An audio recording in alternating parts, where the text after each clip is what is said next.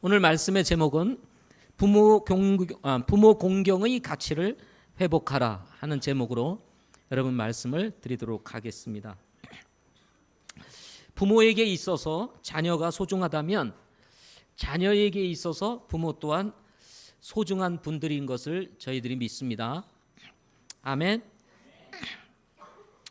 그런데 부모가 자녀들을 소중하게 여기는 만큼 자녀들은 부모를 그렇게 소중하게 여기는 것 같지는 않은 것 같습니다. 아마 그 정도가 확실히 다른 것 같습니다. 그러나 부모의 그 가치, 그 부모의 소중함은 부모가 자녀를 대하는 것 이상이라는 사실을 우리는 잊지 말아야 합니다. 우리가 존재하는 것은 부모가 있었기 때문입니다. 부모 없이 자녀가 없습니다. 부모 없이 자녀가 없다면 우리가 부모를 어떻게 대하여야 하는지, 또 어떻게 그분들을 존중해 드려야 하는지를 우리가 짐작할 수가 있는 것입니다. 세월이 흐르면서 요즘 부모님들의 걱정이 예전과는 좀 달라졌다고 합니다. 어렸을 때 부모들이 가지고 있었던 걱정과 이제 자녀들이 자랐을 때의 걱정이 다르다고 해요. 어떤 사람이 이런 상황을 두고 풍자적으로 이렇게 이야기를 했습니다. 자녀를 낳았을 때 걱정은 새벽 2시에 일어나서 아이를 젖먹이는 것이 걱정이었다고 합니다. 잠자지 않는 아이, 울어대는 아이, 그 아이를 위해서 한참 피곤할 때 일어나가지고 아이에게 젖을 먹인다는 것, 쉬운 일이 아니지 않습니까? 오늘은 잠을 좀 잘 자야 되는데 항상 보면 새벽에 깨서 울어대는 아이, 이런 아이를 두고 부모가 걱정을 하게 되는 것입니다. 그런데 세월이 지난 후에 아이들이 훌쩍 자라고 난 다음에는 부모들의 걱정은 자녀들이 새벽 2시까지 귀가하지 않는 자녀에 대해서 걱정을 하게 된다고 합니다. 요즘은 애들이 밖으로 나가면 들어오지 않는다고 그래요. 그러니까 걱정이 되는 것입니다. 학교를 다닐 쯤 되면 우리 부모님들의 걱정은 이 아이가 학교 가서 공부를 잘 해야 되는데, 사고는 치지 말아야 되는데 하는 걱정을 하게 된다고 합니다. 졸업은 잘 해야 되는데, 요즘 졸업하지 않고 중간에 그만두는 아이들이 또 얼마나 많습니까? 그러니까 내 아이만은 사고 치지 않고 잘 다녀야 되는데 하는 생각을 가지게 된다는 것입니다. 그런데 이제 또 아이가 더 크게 되면 부모의 걱정이 한 가지 더 늘었는데, 그것은 뭐냐면 이 아이가 유학을 가게 된다면 어떻게 뒷바라지하나 하는 생각으로 또 걱정이 많다고 합니다. 요즘 아이들을 보게 되면, 우리 자녀들을 보게 되면 그냥 1년씩 어학연수다 뭐다 이렇게 가는 일들이 비일비재하잖아요. 이런 게 다 돈 아닙니까? 돈. 그러다 보니까 또 유학 가는 거 아니야? 어떻게 뒷바라지하지? 이런 걱정이 부모님들에게 있다는 것입니다. 저희 교회 안에서도 지금 아이들이 미국으로 유학을 가 있는데요. 아마 부모님들이 지금 힘들게 아이들 뒷바라지하고 있을 거예요. 그래서 속으로 이런 생각을 할 겁니다. 빨리 돌아와라. 그래야 이 어려움이 좀 빨리 끝나지 않을까 하는 생각이겠죠. 그런데 이제 결혼할 때가 되면 이제 그렇게 소중하게 길렀던 아이들이 이제 집을 떠나게 됩니다. 부모님 마음속에 걱정이 있는 거예요. 이렇게 그냥 애지중지 키우던 내 아이가 집을 떠나면 내가 어떻게 살지 하는 걱정이 부모님에게 있다는 겁니다. 그런데 요즘 또 새롭게 찾아오는 걱정이 있는데요. 그게 뭐냐면 저러다가 영영 집에 눌러 앉아 있는 것은 아닌가 하는 그런 걱정이 있다는 겁니다. 네. 요즘은 홀로 사는 친구들도 많고 또 결혼을 해가지고 이제 분가를 해서 사는 친구들도 많은데, 문제는 뭐냐면 예전과 달리 요즘은 이렇게 툭 하면 이렇게 좀 이렇게 이런 일 저런 일들이 일어나가지고 이렇게 생활이 잘 안 돼서 아예 집으로 들어오는 경우들이 꽤 있다고 합니다. 그런데다가 나이가 먹고 해도 결혼을 안 하고 그냥 집에 눌러서 일도 안 하고 그저 살아가는 이런 사람들이 또 의외로 많다는 것입니다. 요즘 또 청년 취업이 어렵다고 그러잖아요. 실업률이 점점 높아진다고 그러잖아요. 시대를 풍자하는 걱정이라고 하지만 이런 고민을 하시는 부모님들이 계시지 않을 것이라고 생각하기가 어려울 것 같습니다. 아마 부모님들이시라면 다 이런 걱정을 하며 사시지 않을까 하는 것입니다. 오늘 말씀은 예수님 당시에 종교적인 우위에 있었던 바리새인들과 서기관들 그리고 유대인들의 장로들이 종교적인 전통을 소중하게 여긴 나머지 중요한 것보다 더 중요한 것, 중요한 것보다 중요하지 않은 것, 이 중요하지 않은 것을 더 중요하게 여기는 이런 일들이 있었다고 합니다. 오늘 말씀에 나오는 것 같이 그 중에 하나가 빵을 먹을 때, 우리나라 말로 얘기하면 밥을 먹을 때 손을 씻고 먹느냐 손을 씻지 않고 먹느냐 하는 문제였습니다. 당시 바리새인들과 유대인의 장로들은 밖에 나갔다가 돌아와서 이제 밥을 먹을 때가 되면 반드시 손을 씻고 먹는 것이 전통이었다고 합니다. 그런데 정말 하나님의 말씀을 가르치고 당시의 메시아였던 그 예수님을 따라다니는 제자들을 가만히 들여다보니까 이 제자들이 먹을 때마다 손을 안 씻고 먹는 거예요. 그러니까 유대인들의 전통에 의해서 보니까 이 손을 씻지 않고 먹는 이 제자들이 어떻게 보였겠어요? 지저분하게 보이지 않았겠습니까? 이 더러운 제자들이네, 뭐 이렇게 생각을 하지 않았겠습니까? 그래서 당시의 바리새인들조차도 정말 예수님의 말씀을 듣기 위해서 많은 무리들이 쫓아다니는 것을 바라보면서 예수님에게 와서 좀 한 수 배워보려고 왔는데 제자들을 보니까 이게 엉망인 거라. 그래서 이 바리새인들이 예수님에게 제자들을 두고 고소를 하게 되는 것입니다. 왜 당신의 제자들은 장로들의 전통대로 씻지 않은 손으로 빵을 먹습니까? 하고 고소를 해요. 5절 말씀에 보면 당시 바리새인들과 장로들은 높은 생활 수준을 유지하면서 아주 고상한 척, 거룩한 척, 폼을 잡고 살았던 사람들입니다.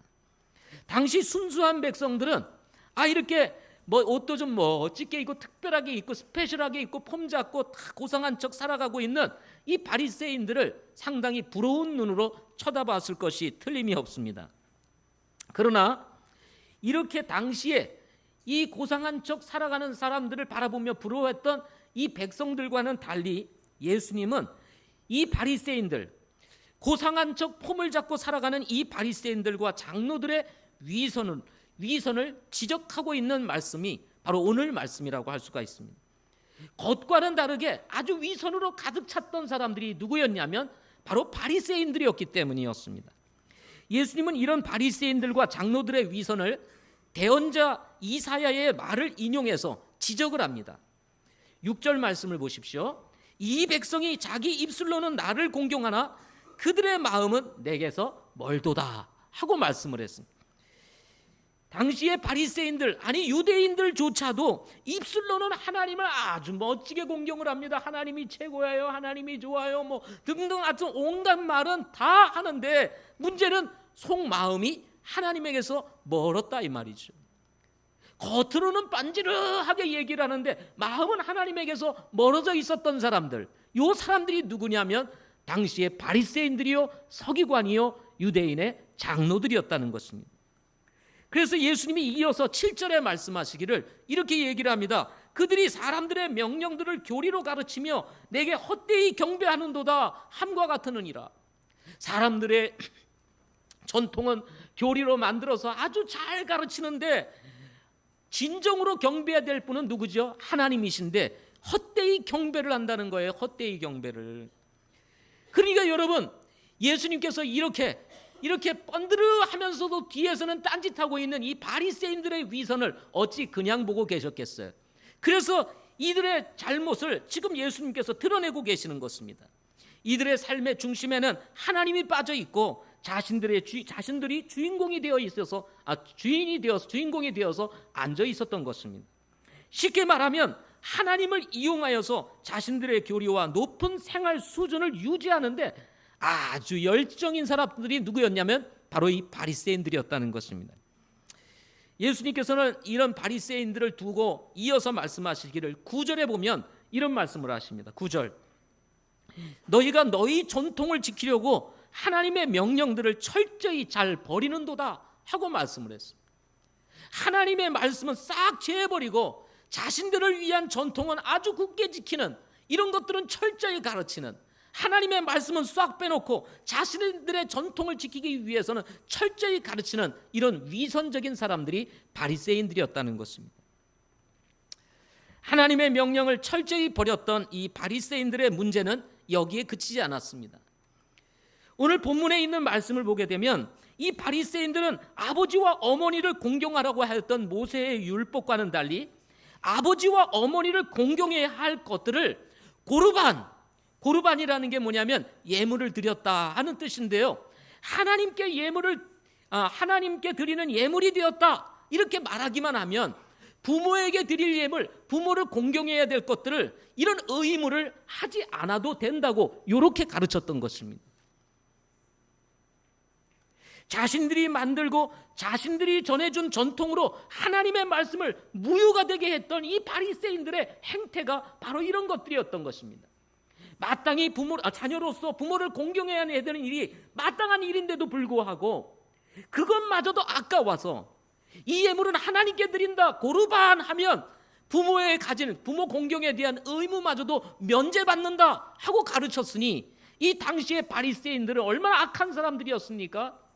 얼마나 못된 사람들이었습니까? 얼마나 나쁜 사람이었겠습니까? 그래서 여러분, 하나님을 섬기는 것도 섬기는 것인데, 여러분 하나님을 섬긴다고 말을 하면서 사실은 뒤에서 정말 이 부모님 섬기는 일들을 하지 아니하고 자신들의 만들어 온 전통만을 위해서 살아가는 것, 이것은 하나님이 기뻐하시는 것이 아니라는 것입니다. 우리 10절부터 13절에 있는 말씀을 한번 보도록 하겠습니다. 10절부터 13절, 오늘 말씀의 핵심 구절인데요, 같이 한번 읽어보겠습니다. 시작. 내 아버지와 어머니를 공경하라 하였고 또 누구든지 아버지나 어머니를 저주하는 자는 죽을지니라 하였거늘 너희는 이르되 사람이 자기 아버지나 어머니에게 말하기를 무엇이든 내게 드려 부모님을 유익하게 할 것이 고르반 곧 예물이 되었나이다 하기만 하면 그는 의무를 면제받으리라 함으로써 그가 자기 아버지나 어머니를 위해 더 이상 아무것도 하지 않게 하여 너희의 전통 곧 너희가 전해준 전통으로 하나님의 말씀을 무효가 되게 하며 또 그 같은 일들을 많이 행했다. 마땅히 부모를 공경해야 될 예물을 하나님께 드린다 하면은 면제를 받겠다고 가르치면서 부모 공경을 사실은 하지 않았던 사람들, 이 사람들이 당시에 아주 거룩한 척하는 바리새인들이었다는 것입니다. 우리는 이 말씀을 통해서 오늘날 리얼 크리스찬들이 주목해야 할 것은 하나님을 섬긴다는 이유로 부모님을 공경하는 일을 뒤로 하거나 소홀히 여기는 것은 어떤 이유로든 그것은 합당한 것이 아니라는 사실을 말씀해 주고 있다는 것입니다. 자칫 많은 그리스도인들 가운데 하나님을 섬기는 것이 우선이지 이렇게 이야기를 하면서 부모를 공경하지 아니하고 부모 섬기는 일을 뒤로 하거나 소홀히 여기는 것은 우리 주님께서 말씀하시기를 그것이 위선이라고 가르치는 것입니다. 그것이 잘못된 것이라는 것입니다. 오늘 이 말씀을 극단적으로 우리 주님께서 뭐라고 말씀하십니까? 하나님의 말씀을 무효가 되게 하는 것이다, 이렇게 말씀을 했습니다. 그래서 부모를 섬기는 것이 곧 하나님을 섬기는 것이고 하나님을 섬기는 것이 곧 누구를 섬기는 거예요? 부모를 섬기는 것이라는 사실을 말씀해 주고 있는 것입니다. 율법 폐기론자들은 신약시대는 모세의 율법을 지킬 필요가 없다 이렇게 말을 합니다. 그렇다면 예수님께서 하신 이 말씀을 우리가 어떻게 이해해야겠습니까? 분명 이것은 이미 율법으로 하나님께서 모세를 통해서 주신 말씀입니다. 율법은 폐하여졌고 이제 더 이상 율법을 지킬 필요가 없다라고 말을 한다면 그러면 부모 공경에 대한 이 하나님의 말씀을 폐해도 된다는 말씀이겠습니까? 그런 얘기가 아닌 것입니다. 어떤 사람은 이렇게 얘기합니다. 십자가 이전은 구약시대이기 때문에 구약시대 사람들에게 주신 말씀이라고 이해를 해야 합니다 라고 말을 하는 사람도 있어요. 과연 그것이 하나님의 말씀일까요? 그렇다면 에베소서 6장 1절부터 3절 말씀을 한번 보십시오. 자녀들아 주 안에서 너희 부모에게 순종하라. 이것이 옳으니라. 내 아버지와 어머니를 공경하라. 그것이 약속 있는 첫 번째 명령이니 이것은 내가 잘되고 땅에서 장수하게 하려 함이라 하고 말씀하고 있는 것입니다. 이 에베소서 말씀은 신약 시대에 하나님께서 에베소 교회 성도들에게 주신 말씀입니다. 그것도 이방 땅에 세워진 에베소 교회 성도들에게 주신 말씀을 통해서 지금 하나님께서 뭐라고 말씀하십니까? 자녀들아, 주 안에서 너희 부모에게 순종하라 하고 말씀하고 있는 것입니다. 그리고 내 아버지와 어머니를 공경하라, 이것이 약속 있는 첫 번째 명령이라 하고 모세를 통해서 주셨던 하나님의 말씀을 신약 성도들에게 상기시키고 있는 것을 보게 되는 것입니다. 그리고는 우리에게 이런 약속을 주십니다. 내가 부모를 공경하게 되면 네가 잘되고 땅에서 장수하게 되리라 하고 말씀하고 있는 것입니다. 여러분, 우리가 이 땅에 살면서 잘되고 싶습니까? 여러분, 잘되기 원하세요? 그러면 여러분 부모 공경을 하시기를 바랍니다. 부모의 말씀에 순종해 보십시오. 그러면 하나님께서 여러분의 길을 인도해 주실 것이라는 것입니다. 골로새서 3장 20절에도 말씀하시기를 자녀들아, 모든 일에서 너희 부모에게 순종하라, 이것은 주를 매우 기쁘게 하느니라 하고 말씀을 하셨어요. 부모를 공경하는 것이 누구를 기쁘게 하는 것이라고요? 하나님을 기쁘게 하는 것이라고 말씀하고 있는 것입니다. 주님을 기쁘게 하는 것이라고 말씀하고 계시는 것입니다. 따라서 부모 공경은 성경적 가치라는 사실을 우리는 잊지 말아야 하는 것입니다. 그렇다면 우리가 어떻게 부모를 공경해야 할까요?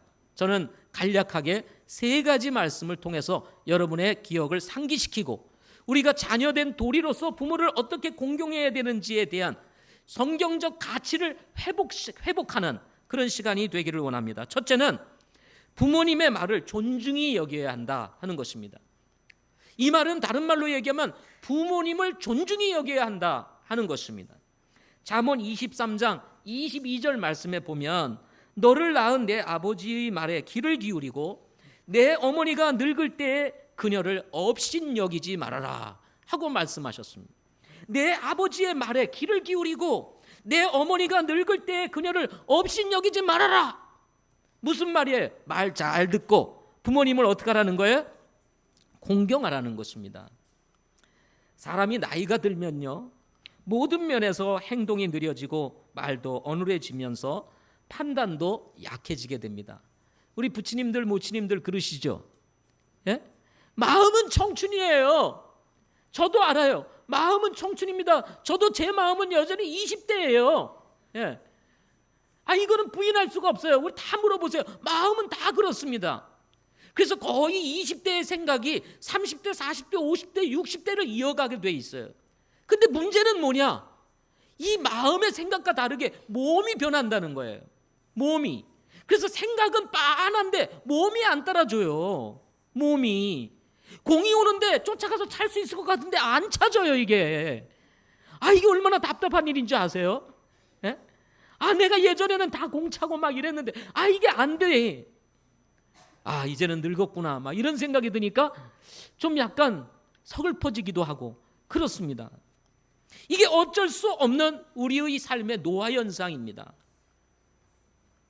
그래서 어떤 면에서 나이가 드시면 어린아이가 된다 이런 말이 생겨나기도 한 것 같습니다. 왜냐하면 모든 행동 반경이 좁아져요. 그런데다가 행동 반경이 좁아지다 보니까 일들을 못 하잖아요. 일들을 못 하시니까 생각이 고차게 됩니다. 그러니까 생각이 고차게 되니까 어떻게 되냐면 마음이 어린아이와 같이 돼버리는 거죠. 그래서 우리 부치님들 모치님들 여러분 잘 아세요? 잘 삐치십니다.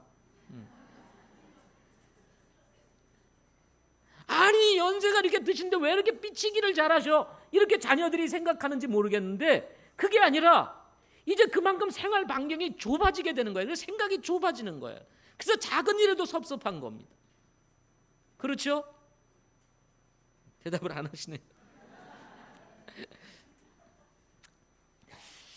그러니 여러분 이제 장성한 자녀들의 입장에서 이렇게 보게 되면 우리 부모님의 행동이 어린아이 같고 옛날처럼 팔팔거리시면서 이렇게 막 다니시지도 못하시고 판단력도 이제 약해지고 그러다 보니까 뭐예요? 부모님들은 또 이렇게 말수가 많으시잖아요. 집에 홀로 계시니 말을 못하고 살잖아요. 그러다가 자녀를 만나게 되면 어떻게 되겠습니까? 줄줄줄줄줄줄 이제 막 나오죠. 그런데 그 얘기가 다 무슨 얘기예요?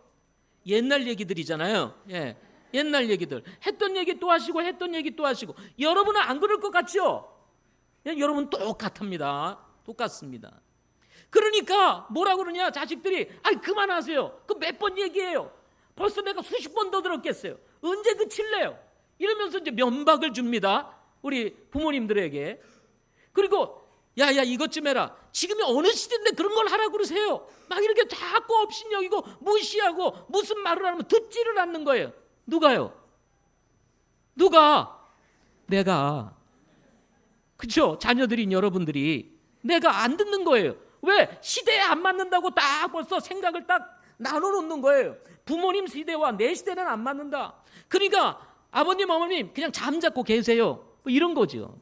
그러니 말을 할 수가 있습니까? 이렇게 문제가 된단 말이죠. 이런 게 사회적으로. 그러니까 자녀들을 실컷 키워놓으니까 부모님 입장에서는 어떻게 됩니까? 아이고 자녀들한테 무시당하네요. 말도 못하게 하네요. 무슨 말만 했다면 그게 지금 이 시대에 맞는 말이세요? 아이 그냥 가만히 계세요. 가만히 있는 게 최고입니다. 아 이렇게 얘기를 하니 말도 못해. 참 부모에게 기쁨이 되겠습니까? 되겠어요? 안 되겠어요? 안 되겠죠. 아 옛날 얘기 100번을 하면 어때요? 새로 듣는 것처럼 아 그러세요 하고 들어주셔야지. 그게 부모를 기쁘게 하는 거죠. 오래간만에 만나서 그 얘기도 안 들어주면 어떻게 하겠어요? 예? 아니 설령 그것이 안 맞는 일이라 할지라도 아 그러세요 알겠습니다 아버님 하고 뭐 돌아서서 뭐 이렇게 좀 수정을 한다든지 아 이거는 이렇게 해서 제가 좀 이렇게 했습니다 하고 이렇게 부드럽게 얘기를 해야 되는데 오늘 말씀처럼 말도 듣지 않아 귀도 기울이지 않고 어머니는 늙었다고 업신여겨. 그러니 이게 되겠어요? 여러분 부모님이 자녀를 키우기 위해서 희생한 횟수를 따지면요 여러분들이 부모를 섬길 수 있는 횟수는 극히 적습니다. 부모님이 자녀를 키우기 위해서 그 희생을 했던 횟수를 한번 따져보세요. 나중에 우리 부모님이 이제 아무것도 할 수 없어서 자녀들의 도움을 받아야 되고 자녀들의 정말 그 공경을 받아야 되고 섬김을 받아야 될 횟수는 그렇게 많지 않아요. 그럼에도 불구하고 이제 나이 들어서 좀 힘이 없고 뭐 좀 판단력이 늦어졌다고 해가지고 그 면박을 주고 업신여기고 이렇게 되면은 어떻게 되겠습니까? 중요한 건요 여러분도 그렇게 된다는 겁니다. 맞아요 틀려요? 여러분은 항상 쌤삥으로 살 줄 아세요? 예? 항상 젊음과 청춘을 가지고 살 줄 아세요? 그렇지가 않습니다. 그러므로 여러분 젊다고 자랑하지 마세요. 그거 다 지나가 버립니다.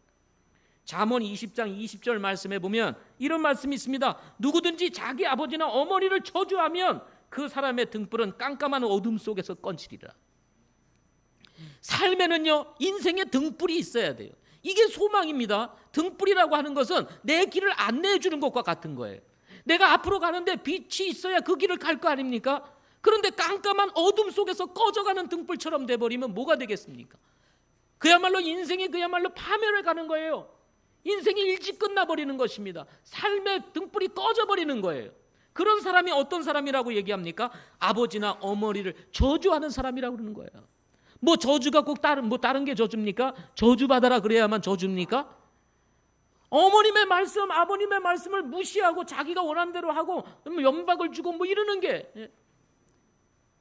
또 어떤 분들은 심하면 그러더라고요. 안 믿는 사람들을 보니까 아이고 저 노인네는 죽지도 않고 살아.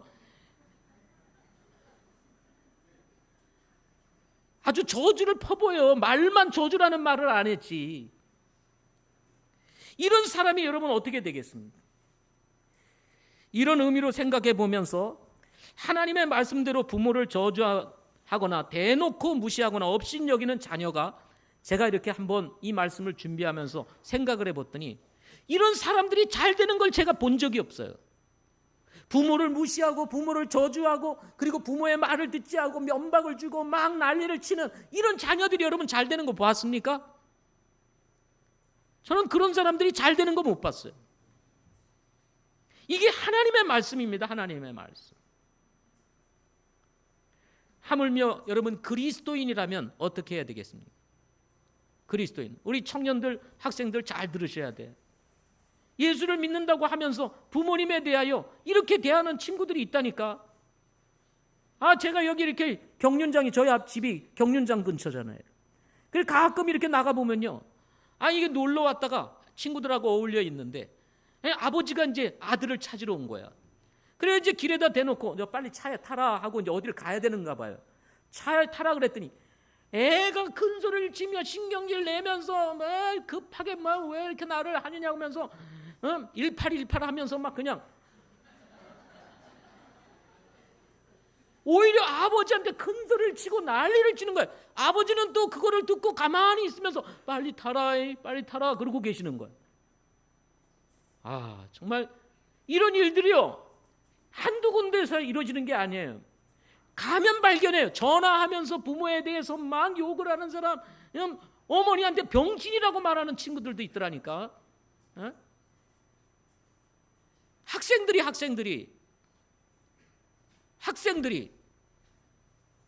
저는 우리 학생들이 그런 분들이 없기를 바랍니다. 아멘. 잠언 30장 17절에 보면 이런 말씀이 있습니다. 자기 아버지를 조롱하며 자기 어머니에게 순종하기를 싫어하는 눈은 골짜기의 까마귀들이 쪼아내고 독수리 새끼들이 먹으리라. 아이고 죄송합니다. 어쨌든 오늘 좋은 날인데 이런 무시무시한 말들을 해요.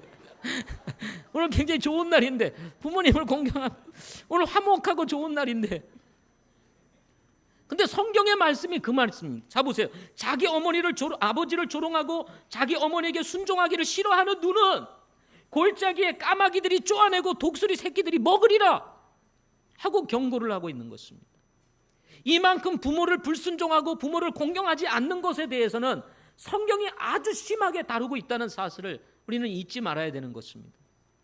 그러므로 여러분, 사랑하는 우리 성도 여러분, 또 우리 학생 청년 여러분, 부모를 소중히 여기고 존중하는 여러분들이 되시기를 바랍니다. 아멘. 잘한 것도 없으면서 큰 소리는 다치더라고 자녀들이. 그죠? 문도 그냥 탁 닫고 들어가고 겁나더라고요 요즘은요. 네. 부모님은 살살 닫는데 애들이 쾅 닫고 들어가고 막 1818 하면서 집에서도 그러면서 들어가고 쾅쾅 닫고. 혹시 여러분들이 그런 분들이 있으면 오늘 회개하시기를 바라고, 예? 오늘 성경적 이 부모 공경의 가치를 회복할 수 있기를 바랍니다. 두 번째는 부모에게 짐을 지우지 않고 잘 사는 자녀다 하는 것입니다. 공경이라는 것은 꼭 무슨 뭐 이렇게 뭘 갖다 드려야 되고 뭐 이래야 되는 것만이 아니고 자녀가 부모에게 짐을 지우지 않고 잘 살아주는 것입니다. 하나님께서 사람을 지으신 후 남자와 여자가 결혼하여 가정을 이루고 살게 하셨습니다. 이때 하나님께서 아담과 이브가 이제 결혼하여 가정을 이룰 때 이제 주례사이신 첫 번째 주례사이신 하나님께서 이제 주례를 하십니다. 그러면서 하신 말씀이 창세기 2장 24절 말씀이에요. 그러므로 남자가 자기 아버지와 어머니를 떠나 자기 아내와 연합하여 그들이 한 육체가 될지니라 하고 말씀했습니다. 그러므로 남자가 자기 아버지와 어머니를 떠나 자기 아내와 연합하여 그들이 한 육체가 될지니라. 이 말씀에서 부모에 대한 효도가 멀리 있는 것이 아니라는 사실을 우리는 배우게 됩니다. 결혼한 자녀가 부모를 떠나 독립하여 잘 살아주는 거예요. 결혼을 해가지고 어떻게 해요? 부모를 떠나서 잘 살아주는 것입니다. 요즘 최근에 이제 저희 교회도 이제 청년들이 짝을 이루어서 이렇게 결혼을 하는 이 쌍들이 이제 늘어나고 있습니다. 그래서 제가 지금 신혼부부 목장을 인도하고 있어요. 예, 매주 금요일마다 저희 집에서 신혼부부들이 모여서 목장 모임을 하게 됩니다. 같이 음식을 나누고, 그리고 지난주에는 어버이날이었으니까 어버이날 어떻게 지냈어요? 하고 물어보니까 아우 이쁘게 너무 잘하는 거야. 예, 제 마음에 꼭 잘 들게 정말 부모님들에게 잘하고 있더라고요. 그래서 저도 행복했습니다. 해피했어요. 예. 이제 12월 달에도 우리 또 한 쌍이 결혼을 하고 내년 1월 달에도 이제 또 한 쌍이 결혼을 하게 됩니다. 부모들이 이제 결혼을 앞두고 모두가 어떤 생각이 있을까요? 어떤 생각이? 아이고 이놈들 이제 시집장가를 가면 속이 시원하다 이렇게 생각하겠습니까? 그게 아니에요. 딸을 둔 부모는 어떤 생각이 들겠어요? 아유 저게 시집 가가지고 제대로 살까? 집에서 뭐 설거지도 안 해, 음식도 안 해, 뭐도 안 해. 옛날에는 바느질도 배우고 음식도 배우고 다 집에서 배워가지고 시집 갔는데 뭐 요즘은 직장 생활 안 하고 뭐 음식이나 합니까? 좀 부엌에 들어온다 생각하면 야 됐다 내가 할게, 엄마가 다 해주고. 다 그러는 세월이 되다 보니 시집은 간다고 하는데 제 결혼 생활은 제대로 할까? 신랑 밥이나 제대로 차려줄까? 뭐 이런 생각을 안 가지겠습니까? 또 이제 아들을 둔 부모님은 아들 하는 것을 보면은 다 나름대로 사회에서는 잘 살아가는데 부모님 입장에서 볼 때는 다 어설프잖아요. 어설픈 아들을 보니 참 장가가 가지고 저 가정이나 제대로 꾸릴까? 애나 제대로 키울까? 걱정이 많은 거예요. 부모님들이 틀림없이 그런 걱정을 하실 것입니다. 그럼 자녀들은 어떻게 생각할까요? 자녀들은 걱정처럼 맞아, 내가 아직도 부족해, 이렇게 하면 좋을 텐데 염려하지 마세요. 부모님이나 염려하세요. 우리는 잘 살 겁니다. 뭐 이런 생각을 가지겠죠. 그러나 부모님들은 그렇지가 않습니다. 아내는 남편을 존경하고 남편은 아내를 사랑하고 자녀를 낳아 기르는데 쓸데없이 자녀를 노엽게 하지 아니하고 또 자녀 또한 부모님에게 순종하며 알콩달콩 잘 살아주면 그게 고마운 거예요. 부모님에게는. 그래요, 안 그래요? 우리 어버이 되시는 우리 부모님들 그러시죠? 아니 그런데 시집장가 갔는데 시집장가 가서 이제 잘 살고 행복하게 진짜 그야말로 신혼을 즐기고 뭐 허니문이니 뭐니 하고 잘 살아야 될 때 갑자기 어느 날 엄마 하고 딸이 와가지고 내가 왜 결혼했는지 모르겠어. 그놈이 막 이러면서 내가 살아야 되는지 말아야 되는지 모르겠어요. 울고 불고 한 달이 멀다 하고 어느 날은 기분이 좋으면 엄마 하고 이렇게 하다가 또 어느 날 문제가 생기면 엄마 하고 또 울고 찾아와가지고 그러면은 여러분 부모가 어떻게 생각하실까요? 아이고 걱정이 태산인 것입니다. 부모 마음속에 뭐예요? 아이고 그냥 장가 시집 가가지고 잘만 살아줘도 고맙겠다 그런 마음이 없겠습니까? 아들은 또 그렇습니다. 잘 살고 자기가 가정을 잘 책임져야 되는데 1년이 멀다 하고 찾아오는 겁니다. 아버님 오늘은 사업을 하다가 제가 좀 뭔가 좀 어려워가지고요. 좀 도와주시죠. 야 지난번에도 가져갔잖아. 그러게 말이에요. 제가 잘 해보려고 했는데 이게 안 돼가지고 애들도 지금 학비도 내야 되고. 그럼 부모 마음은 또 어떻습니까? 안 줄 수가 없죠. 안 줄 수가 없어요. 또 부모를 찾아오는 이유가 뭐예요? 부모가 가지고 있거든. 그 누구보다 잘 알거든요. 그러니까 어떻게든지 저거를 좀 빼내고 싶어가지고 또 부모 찾아와가지고 어떻게 합니까? 또 달라는 거예요. 그러면 어렵다는데 부모가 안 줄 부모가 어디 있겠습니까? 그러면 줘요. 그러면 또 1년 동안 잠잠하다가 또 1년 있다가 또 지나가면 또 아버님 하고 와가지고 또 어려워가지고요. 뭐 이러면 아이고 저놈 다 가져가라 그래. 다 가져가라. 뭐 이런 마음이 들지 않겠어. 걱정이 태산인 것입니다. 이런 자녀가 된다면 여러분 이 부모의 마음 속에 어떻겠습니까? 이게 공경이겠어요? 효도겠어요? 여러분 결혼해서 잘 살아주는 것만 해도 부모를 기쁘게 해주는 겁니다. 아멘. 어떤 또 자녀들은 그래요. 도와줄 때까지 눌러 앉아 있는 거예요. 저 안 갑니다 아버님. 도와주지 않으면 저 안 가요. 뭐 이러면서. 잠언 28장 24절에 보면 누구든지 자기 아버지나 어머니를 강탈하고서도 그것은 범법이 아니라 하는 자 바로 그 자는 파멸시키는 자의 벗이니라. 그저 그냥 부모 것을 빼가려고 하는 그것은 뭐예요? 사실은 강탈입니다. 강탈. 이것을 범법이 아니라고 어떻게 말할 수 있겠느냐? 이것은 파멸시키는 자의 벗이라 하고 말씀하고 있는 거죠. 부모 그러므로 결혼한 자녀가 좀 부유하냐 또 넉넉하냐 넉넉하지 못하느냐 이것을 떠나서 자기 가정을 잘 돌아보고 좀 어렵더라도 자기가 그 책임을 지고 짐을 지면서 가정을 잘 돌아보면서 즐겁고 행복하게 사는 것, 여러분 이것 또한 효도 중에 효도요 공경 중에 공경인 것입니다. 아멘. 또 부모님이 좀 가지고 있으면 어때요? 저 좀 장롱 깊은 곳에 좋은 걸 가지고 있다든지 아니면 통장에 좀 넉넉하게 들어있으면 어때요? 그것과 상관없이 내가 잘 살든 못 살든 부하면 부하고 좋으면 좋은 대로 아니면 부족하면 부족한 대로 부모님에게 우리가 섬기며 사는 것이 자녀된 도리가 아니겠습니까?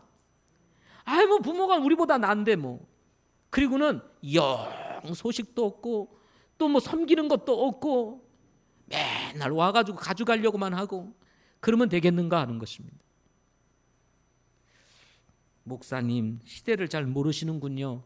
그 옛날 얘기하셔가지고 되겠어요? 이렇게 생각하시는 분들은 빨리 회개하세요. 성경은 그런 게 아닙니다.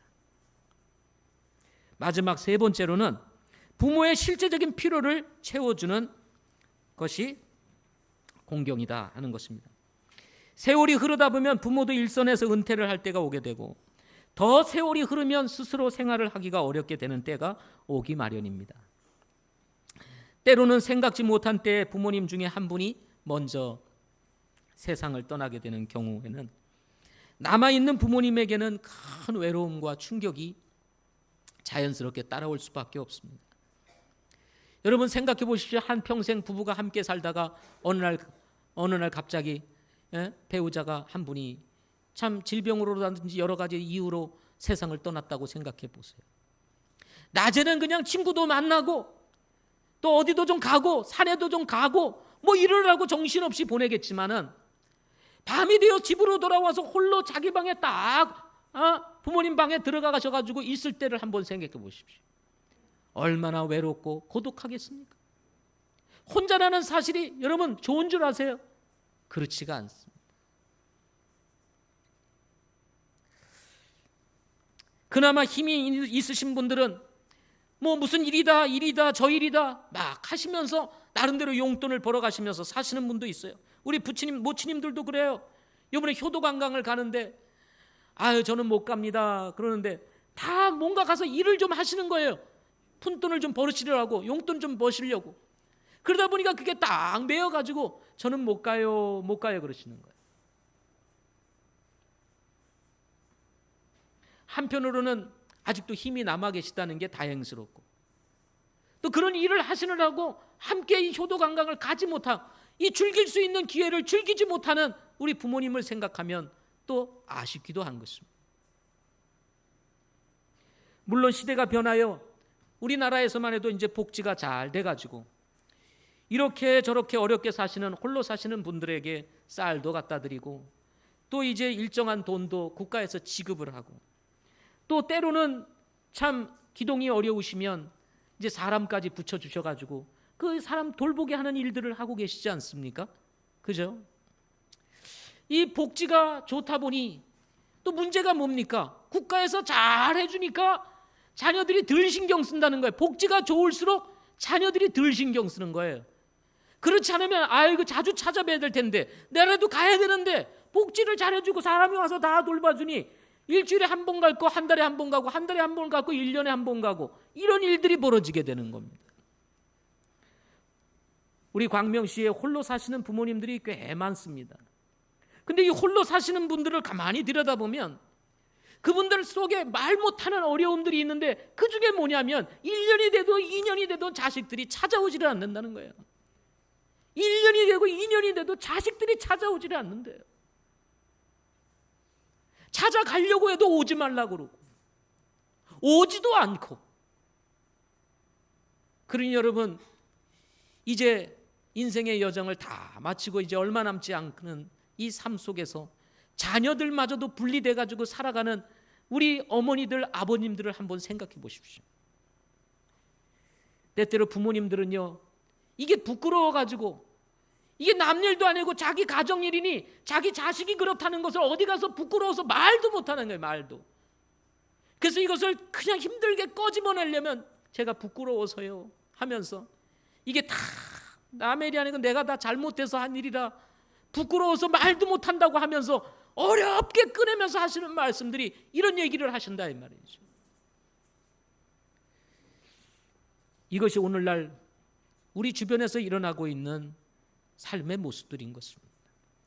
그렇다면 우리 그리스도인들은 어떻게 해야 될까요? 디모데전서 5장 4절 말씀해 보면 만일 어떤 과부에게 자녀나 손자들이 있거든 그들이 먼저 집에서 효성을 보여 자기 부모에게 보답하는 것을 배우게 하라. 그것은 하나님 앞에서 선하며 받으실 만한 것이니라 하고 말씀했어요. 과부에게 어떤 자녀나 손자가 있어요. 누군가가 돌봐줘야 될 상황 속에서 자녀나 손자가 있거든 먼저 집에서 효성을 보여 자기 부모에게 보답하는 것을 배우게 하라 하고 말씀하고 있는 것입니다. 남들이 돕기 이전에, 교회가 돕기 이전에, 사회가 돕기 이전에, 국가가 돕기 이전에 자녀들이 도와야 한다는 것입니다. 아멘. 디모데전서 5장 8절에 보면 누가 자기 친족 특히 자기 집 사람들을 부양하지 아니하면 그는 믿음을 부인한 자요 불신자보다 나쁜 자니라. 자기 부모님이 어려움을 당하고 있는데 그 외롭게 홀로 사는데 찾아도 안 봐, 돌보지도 않아, 도와주지도 않아. 그러면 어떻게 되겠습니까? 불신자보다 악한 나쁜 자니라. 예수 믿는 사람들이 이래서 되겠는가 하는 것입니다. 누군가 농담으로 말하기를 이부의 장수의 비결은 시어머니가 없었기 때문이다 라고 얘기를 합니다.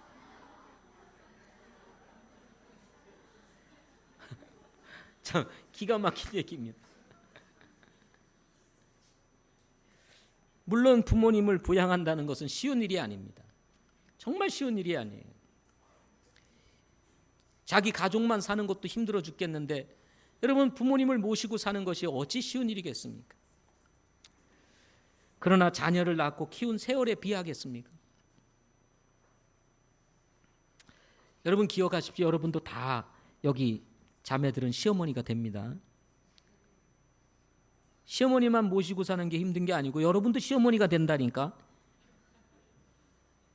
이부처럼 살려면 어떻게 돼요? 내 자녀는 이부처럼 살아야 돼. 그러면 어떻게 되겠습니까? 자녀가 결혼하는 순간 우린 지구를 떠나야 되겠죠? 그러고 싶으세요? 아마도 여기 그럴 분들은 아무도 없을 겁니다. 그러니까 여러분 시아버지, 시어머니 물론 우리 시아버지 되시고 시어머니 되신 분들 잘하셔야 됩니다. 아이고 이제 며느리 들어왔다 뭐 이제 사위 들어왔다 해가지고 막 그냥 하려고 하지 마시고 화목을 위해서 잘해야 됩니다. 예, 모든 게 다 섭섭해요. 다 나이가 드시면 모든 게 다 섭섭하고 그렇습니다. 그렇지만 그 당연히 그런 거다 이렇게 생각하시면서 또 잘 이렇게 하셔야 돼요. 자녀들만의 문제는 아닌 것을 저는 또 알고 있습니다. 그렇지만 이렇게 협력해서 서로가 잘할 때 여러분 복된 가정을 세우게 되는 것입니다. 아멘. 따라서 부모님의 형편에 따라서 실제적인 필요를 따라 섬기는 우리 큰빛 가족이 모두가 될 수 있기를 바랍니다. 이것이 부모를 공경하는 삶의 모습이기 때문에 그렇습니다. 최근 우리 청년들이 짝을 이루어 결혼하는 커플들이 늘어난다고 그랬죠. 정말 아름답고 기쁜 일입니다. 부모에게 효도하는 길 중에 하나가 또 무엇입니까? 때가 되었을 때 짝을 찾아 결혼하는 것입니다. 때가 되었을 때 짝을 찾아 결혼하는 것이 그게 효도예요. 아무리 혼자 사는 것이 좋은 시대라 해도 여러분 그게 성경적 가치는 아닙니다. 예? 그런 세속적인 것에 이 트렌드를 쫓아 우리 그리스도인들이 쫓아가면 안 돼요. 그렇지 않습니다. 여러분 결혼하고 사는 것이 힘듭니까? 예? 결혼하고 사는 것이 힘들어요? 여러분 몰라서 그렇죠. 결혼하고 사는 것이 혼자 사는 것보다 훨씬 낫습니다. 예. 예. 더군다나 그리스도 안에서는 더 좋은 것입니다. 네. 그걸 몰라서 그렇죠. 그래서 여러분 우리 청년 되시는 분들 때가 되었을 때 빨리 짝을 찾아서 결혼하세요. 그게 부모를 기쁘게 해드리는 거, 그게 부모를 공경하는 거예요. 아이고 지금 세상이 어떤데 엄마 아빠 지금 혼자 사는 게 최고입니다. 그러면 그러냐? 아이고 잘했다. 너 참 바른 선택했다. 이렇게 하실 부모가 있겠습니까? 말은 못하고 어떻게 해요? 저놈 이제 언제 철이 들래나? 철이 안 들어서 그런 거야. 철 들 때는 또 늦잖아요. 그러니까 근심이 또 이게 태산인 거예요. 부모님 근심이. 그래서 청년들, 사랑하는 청년들, 때가 되기 전에 내가 결혼할 사람이 누군지 하나님 앞에 기도하고 하나님 짝을 보내주세요 하고 기도하고 때가 되었을 때는 성령의 인도하심을 쫓아 빨리 결혼을 해라. 아멘. 아멘. 예. 우리 청년들 가운데 목사님, 아니 예수 믿지 않는 사람하고 결혼하지 마라. 할 수만 있으면 믿음이 같은 사람하고 결혼해라. 그러면 누가 있어요? 누가? 그러면 결국 우리 교회에서만 결혼하라고 하는데 그 사람이 없잖아요. 막 이렇게 얘기를 하는 사람들이 있습니다. 그러다가 이제 1살, 2살 먹어가면은 이제 불평이 누구에게로 오냐면 저에게로 와요. 예. 내가 뭘 어쨌다고? 내가 뭘 어쨌다고 저한테 불평을 합니까? 예? 저는 성경의 가르침을 쫓아서 얘기했을 뿐이에요. 왜 나를 안 책임져 주네? 내가 어떻게 책임져 줘요? 예. 깝깝한 얘기입니다. 그래서 또 이렇게 책임져 준다고 뭐 이렇게 해도 만약에 잘못되면 그 원망이 또 저한테 다 오잖아요. 목사님 때문에 내 인생이 망쳤다. 이렇게 되면 어떻게 되겠어요? 그래서 여러분, 사람이 뭘 할 수 있는 게 아닙니다. 결혼은 하나님의 계획과 섭리와 하나님의 주권 가운데 이루어지는 거예요. 그래서 여러분들이 기도하면서, 물론 저도 필요한 분들이라면 이렇게 옆에서 이렇게 소개도 하겠지만은, 그렇지 않을지라도 성령의 인도하심이 다 있습니다. 그랬을 때 빨리빨리 반응하라는 거예요. 앞에 지나가는데 왜 몰라요? 예? 옆으로 지나가는데 왜 안 보여요? 그거 눈을 닫고 있기 때문에 그런 거예요. 예. 그러니까 지나갈 때 빨리 보고, 아, 괜찮다. 그리고 리더들에게 한번 물어보고 괜찮다 싶으면 어떻게 하라고요? 가서 얘기해보고, 아니면 본인이 용기가 없으면 리더에게 소개 좀 해달라고 그러고, 이렇게 해가지고 되잖아요. 아유, 우리 교회 청년들이 80명 정도 되거든요. 평균 출석이 80명 정도 돼요. 80명이면 다 짝을 이룰 수 있잖아요. 이렇게 그러지 않아요?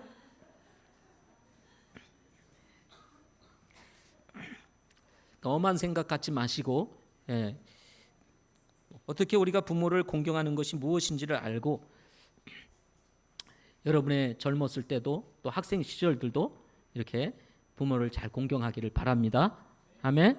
자기밖에 모르는 이런 이기적인 이 자녀들이 되지 말고, 또 학생들, 여기 중고등학생들이 있는데, 뭐 세상에 나가니까 뭐 친구들이 뭐 여자친구가 있다더라, 뭐 하더라, 뭐 데이트를 한다더라, 그런 것에 마음 뺏기지 말고, 저 청년 때 그렇게 해도 되니까 지금은 어떻게 해요?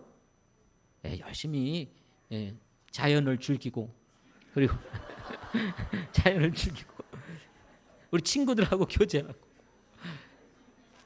열심히 공부하고, 기도하겠습니다.